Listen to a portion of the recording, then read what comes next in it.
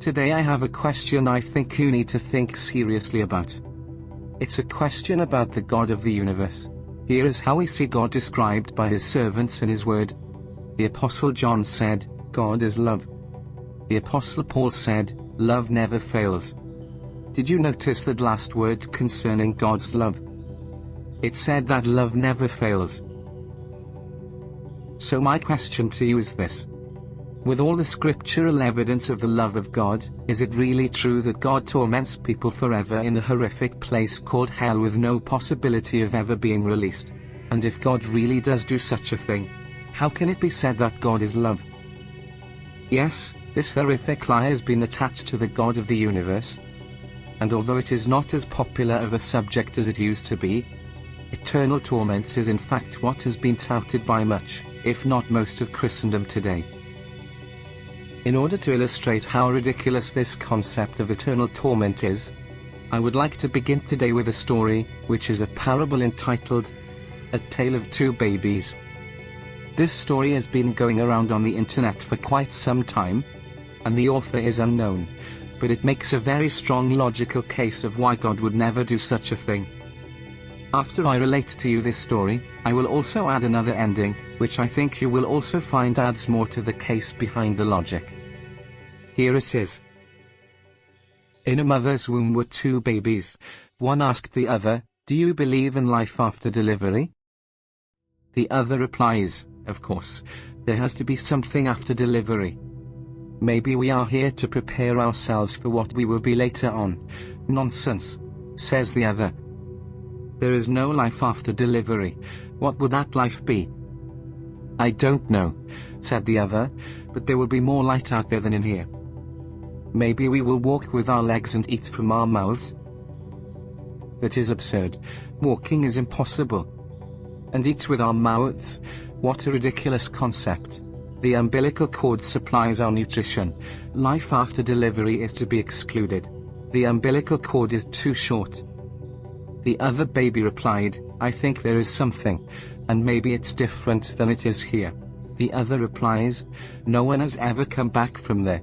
Delivery is the end of life, and after delivery it is nothing but darkness and anxiety. It takes us nowhere." To which the other replied, "Well, I don't know. But certainly we will see mother and she will take care of us." "You have to be kidding.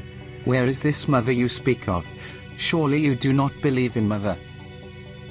"Where is she now?" The other said, "Can you not tell? Can you not feel her? She is all around us. It is in her that we live. Without her there would not be this world we live in now." "Well, I don't see her. So it's only logical that she doesn't exist." To which the other replied, "Sometimes when you're in silence you can hear her, you can perceive her. I believe there is a reality after delivery. And we are here to prepare ourselves for that very important reality." Wow! What a beautiful story. This parable perfectly portrays the foolishness of man to question the existence of God. Just because we cannot see God, doesn't mean that he does not exist. Actually, there is so much evidence for the existence of God, that it is overwhelming. It actually takes much more faith to believe that God does not exist, than to believe that he does. But now with this illustration I just presented, I would like to take it a step further. So now, let's pause for a moment, and just suppose that this scenario is real. The two babies are delivered. Now the mother speaks to the unbelieving baby. "Okay. I gave you 9 months to believe that I existed, and you stubbornly refused to believe. Yes, despite the fact that your brother had some really convincing and compelling evidence, and he continued to give that evidence to you over and over again. And he did so for the entire period of time that you were in the womb. Your brother used every conceivable argument to try to convince you, but due to your stubborn pride, you refused to believe. I hate pride. And though I am a loving parent, I am also a perfectly just one. So because of this, I must now kill you. And after your death, because of your stubborn disbelief, you will be eternally separated from me. In fact, you will be relegated to a place called hell to be burned and tormented with eternal fire forever. And there will be no possibility of escape, That means that after 1,000 lifetimes, you will be no closer to the end of this torture than you were at the beginning.